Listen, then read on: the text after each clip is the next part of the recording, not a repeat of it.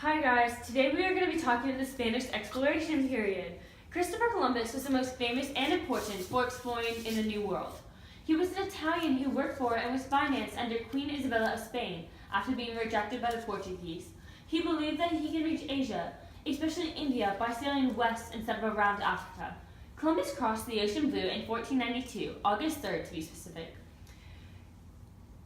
He reached the Bahamas and the Caribbean on August 12th and explored the surrounding areas. Hispaniola is now modern-day Haiti and the Dominican Republic. He was convinced that he had reached India and Asia, even after he took 4 voyages to the New World. Ferdinand Magellan was the first to circumnavigate the world in 1519 to 1522. Although he dies halfway through the journey in the Philippines, and only one of the 5 ships completely returned, Magellan is credited. Hernan Cortes was a conquistador. Conquistadors had incredible success with their advanced weapons, organizational skills, and determinations. Cortes landed at Veracruz at the Gulf of Mexico in 1519.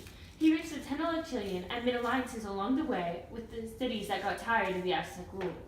For the next hundreds of years, they built cities, temples, and houses as a way to link many of the islands to the mainland.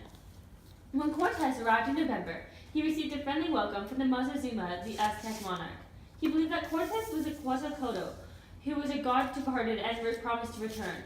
The Spaniards retreated well, but they soon got tired and took Moctezuma hostage and pillaged the city. Smallpox soon came into play when the people in Mexico didn't have a natural immunity to it.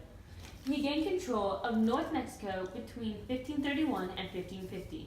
He leveled pyramids, temples, and palaces, and used the stones to build Spanish government buildings and churches. Francisco Pizarro also took advantage of the smallpox and infected the Incan people.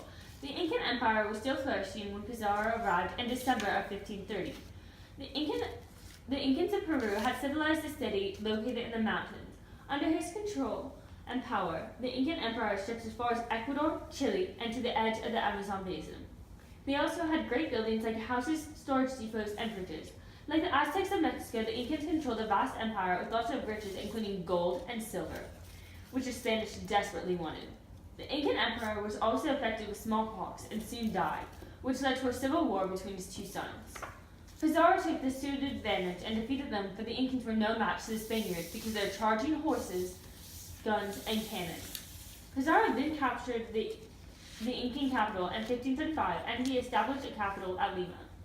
Spanish conquistadors had several motives and intents for choosing the exploration period as a whole and the New World. One conquistador explains officially that the purpose for exploring to the New World was, he states, was to serve God and His Majesty and to give light to those who are in darkness and to grow riches as all man desires to do. Spain was extremely interested in wealth, especially through gold. They became obsessed with trying to find gold. Columbus said that he would eventually find gold in the New World. Many conquistadors desired glory, which played a huge role in choosing to explore. They made decisions based on their own interests and expediency. Now, Queen Isabella instituted the Eco-Media, which was an economic and social system that allowed conquistadors to collect tributes for the Indians and use them as laborers. In return, they were to protect the natives, pay them wages, and supervise their spiritual needs, although the settlers largely ignored the government. Religious zeal was another major motive for traveling overseas. The Spanish especially desired to convert people to Christianity not only all over Europe, but all over the New World. This included explorers, conquistadors, and essentially missionaries. The Spanish development and administrative system is based on their bureaucracies. Spanish possessions were divided into 2 major administrative units, New Spain and Peru. They were governed by a bureaucracy, which represents the Spanish government and served as the king's chief civil and military officers. They were aided by advisory groups called audiencias. Economically, Spain discovered more gold and trade increased along which led to more money for Spain. By papal agreement, the monarchs in Spain were extensive rights over the ecclesial affairs in the New World. They could appoint all bishops and clergy, build churches, collect fees, and supervise the various religious orders that sought to convert the heathen. Catholic missionaries converted and baptized hundreds of thousands of Indians in the early years of conquest. There were high mortality rates among the native people due to smallpox and harsh treatments. The end.